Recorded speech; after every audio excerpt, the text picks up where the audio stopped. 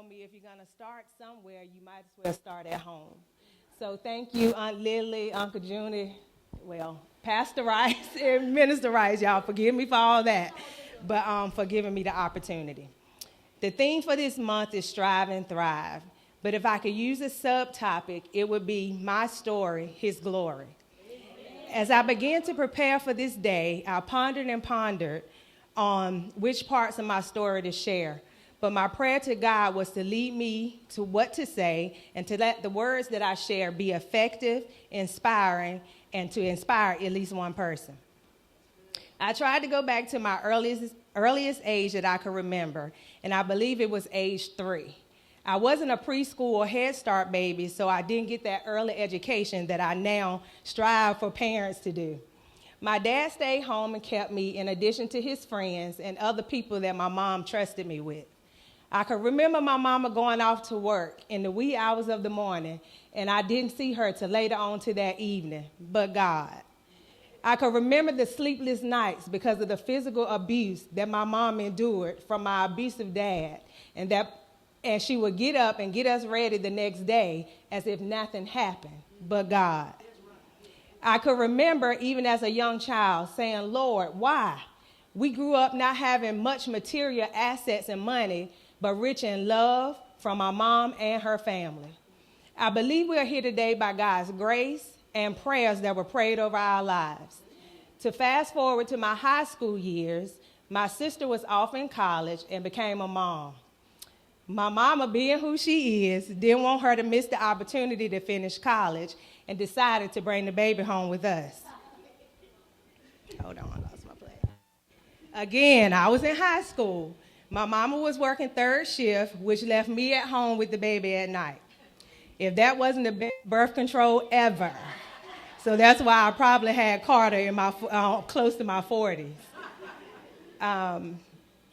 And all of that and still getting ready for school the next day, but God.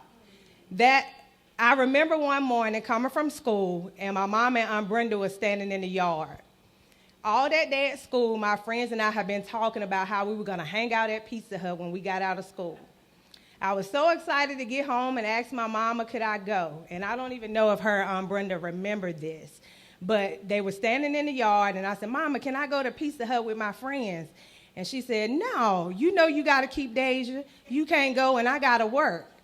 And Aunt Brenda, you guys know how she do. When she got a word for you, she looked you in the eye, and she grabbed you by the hand. And she looked at me that day, and she said, hold on. She said, Tonya, the Lord is going to honor your obedience as a child because you didn't get angry when your mama said no. He's going to honor every request that you desire. And it seemed like from that day on, my life changed. Anything that I've asked God for today even comes to pass. I went on to college, and I had plans to attend Winston-Salem State University. That's really where my heart was. But even then, I worried, how would my mama get to me, or how would I get to her if she needed me? And that's when I made the decision to go to Shaw University, because I knew it was a familiar place and it was safe. Even entering into college, I didn't have any idea what I wanted to major in. I went through the motions until I did an internship at a preschool for one of my education classes. Then I realized I wanted to become a teacher and major in liberal studies with a concentration in birth through kindergarten and elementary education. After graduation, I secured a job in Raleigh working at the same preschool. But God, I moved up quickly within the organization because of my hard work and dedication. That meant showing up for work on time after driving an hour every day, doing my best, not sometimes, but all the time, showing my supervisor that I was hungry to learn, eager to do more, and to sacrifice not being a part of the in crowd and click because I had a goal in mind. Now, my goal was never to own a preschool. I just wanted to be a director, but God. Fast forward to me getting tired of driving back and forth to Raleigh every day. I began to research and look for a job that was closer to home. I found a job at Smart Start that was located right beside the preschool, Sugar and Spice. My job was to go around to the preschools and help them increase the quality of care. As I ventured out, I saw a lot of things that I wasn't pleased with in Vance County, having been employed in a quality center in Raleigh. I began to visit Sugar and Spice more frequently because it was convenient. Even on my lunch breaks, some days I would walk over and just hold the babies and talk to the teachers. But God. What I didn't know was during these visits, God was putting a plan in place. One day the director was having a hard time and she was in tears. She came to me and she said, "Would you like to be the director of this place?" And I said, "No." That caught me off guard. I wasn't ready, but God. So I went home that day and I was very excited and I was telling Brian and my mama, they asked me to direct Sugar and Spice. I don't have any experience. And they was like, my mama said, "Well, you can do it. You can do anything you put your mind to." So I kept ignoring the call when they were calling me to see if I wanted to direct the center until one day I called her back. When I returned the call, instead of her asking me to be the director, she asked if I was interested in buying. At the time, I was 25, no money, no credit. I went to my now husband and said, "They want me to sell me this business. I don't have any money." So he started helping me looking into small business loans, going from bank to bank. No one wanted to give us a loan. They considered me high risk. I could remember almost giving up because I couldn't secure the money, but God. All of this took place for about 2 weeks, so Brian and I decided to go ahead and call a meeting with the owners, prepared to tell them we couldn't afford the business, but God. At the meeting, the owner said, "We would like to owner finance you, but we would need you to put down a certain amount of money." Now, I was honored that they told me that, but I still didn't have the money to put down. So my now husband, Brian, took his entire life savings and put down on that business so that I can pursue my dreams. Now, that's the story of how I became the owner and director of Sugar and Spice Preschool. So here we are, 18 years in, and although there has been many struggles and sleepless nights, God had a plan, and it was much bigger than what I could imagine. The things people don't see are the days and the nights that you're on your knees praying that your business don't get shut down, or the struggles that you have to go through to sustain. Just because I make it look good, it doesn't mean it isn't heavy. I gained my strength from God and the support of my family and my close supportive friends. So when you see me now enjoying and basking in the fruits of my tireless labor and enjoying my trips with my family and my mama, it came with a cost. I had to learn not to be guilty of the things that I have because others didn't have, or worried at how others will view me driving my Tesla that I work hard for. I wouldn't trade my journey for anything, but nothing I have came easy. It came with fasting, praying, making sacrifices, and putting in the work.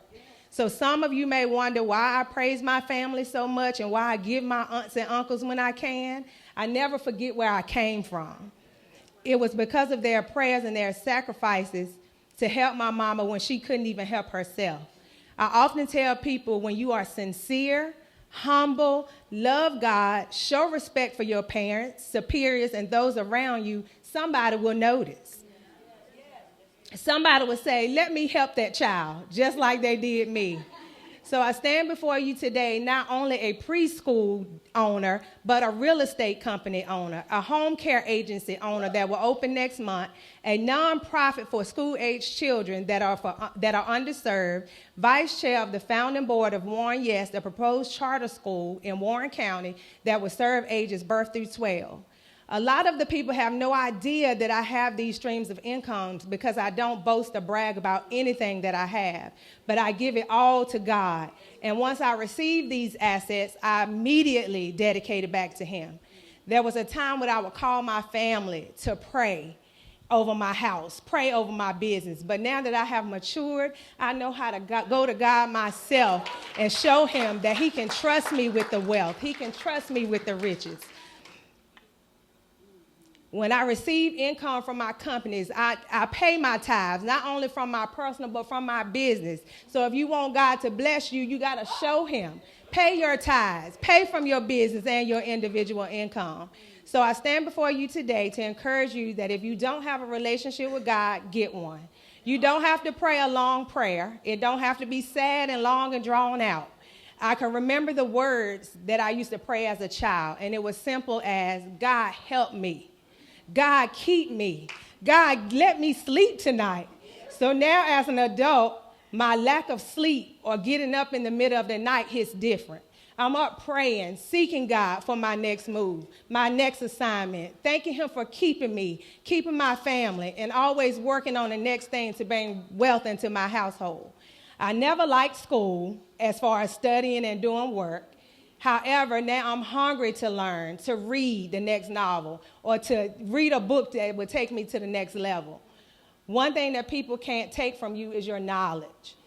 I never thought or imagined that this little girl who grew up in the projects and didn't have much would be looking at $1 million homes or writing thousands of dollar checks and not having to worry about where my next meal was coming from. My sister and I was able to retire our mama early, pay her house off so she can be debt-free. I'm reminded of Uncle Junie's favorite line, money is right up there with oxygen. It helps you breathe better. We need money to survive. It's okay to want it, but not worship it. Now, once he blesses you with it, ask for wisdom to help you keep it. Some of us get it. We make the money, but we're still living paycheck to paycheck. And that's not how I want to live. I often hear people say, it ain't all about the money. Most of the time, it's the people who don't experience it. That's why I'm very careful with the things that I say. If you're speaking it's not about the money and the atmosphere, then you won't have it. Wealth and riches shall be in my house. And if you're struggling in certain situations, a lot of the time, it's not all God. We bring a lot of this stuff on ourselves.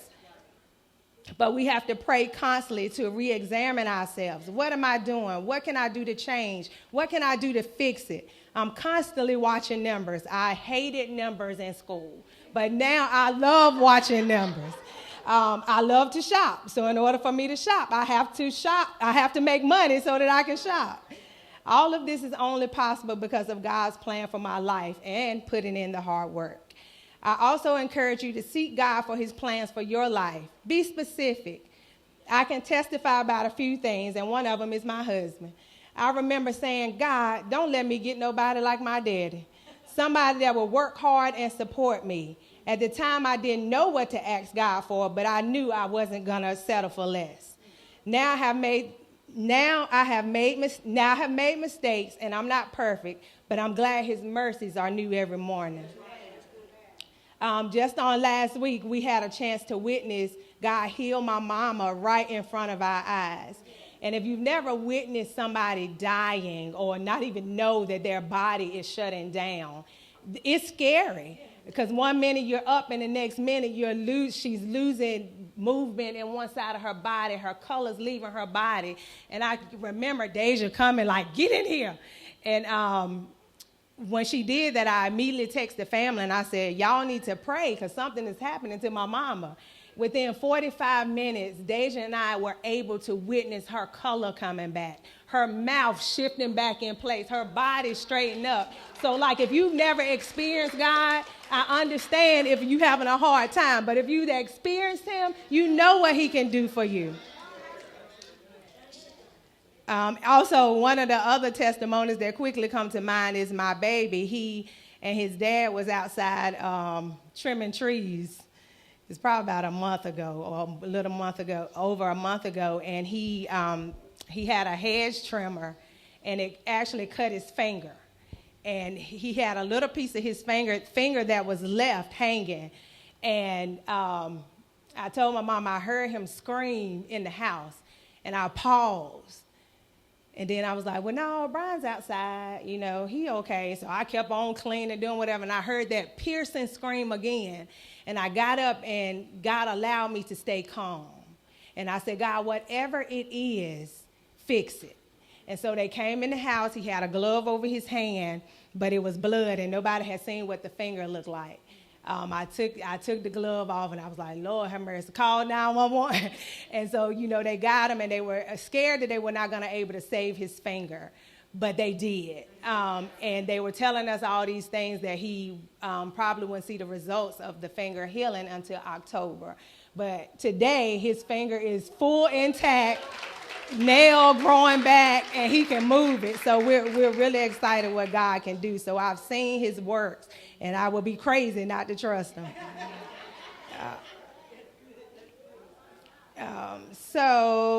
Also I wanted to, I would be remiss if I didn't leave with you guys my favorite scriptures. Philippians 4, chapter 4, 11, 13, and it's reading from the Amplified Bible. Now that I speak from any personal need, for I have learned to be content and self-sufficient through Christ, satisfied to the point where I'm not disturbed or uneasy, regardless of my circumstances. I know how to get along and live humbly in difficult times, and I also know how to enjoy abundance and live in prosperity. In any and every circumstance, I have learned the secret of facing life, whether fed or going hungry, whether having an abundance or being in need. I can do all things which he has called me to do through him who strengthens and empowers me to fulfill his purpose. I am self-sufficient in Christ's sufficiency. I am ready for anything and equal to anything through him who infuses me with inner strength and confident peace. And Ephesians 3:20 says, God is able to do exceedingly, abundantly, above all we ask or think. Whatever you're believing for, whatever you're dreaming about, God is able to take that and make it bigger, better, and more. And I'm also reminded of the song we used to sing here when we first started the ministry doing offering. I can't remember the words right now. I went blank. But I do encourage Uncle Junior and Aunt Brenda to continue to sing that song, because those words, repeating those words gave me hope. Repeating those words when I got home gave me something to look forward to. And then when you go off to other churches and they're singing the song and we're not singing the song anymore, I think that's a problem. So we need to start back singing that song, giving people hope that God can work miracles. I pray that something that I said today encouraged you. Those of you who are in the midst of giving up, try God. Your story may not be my story, but remember to give God the glory.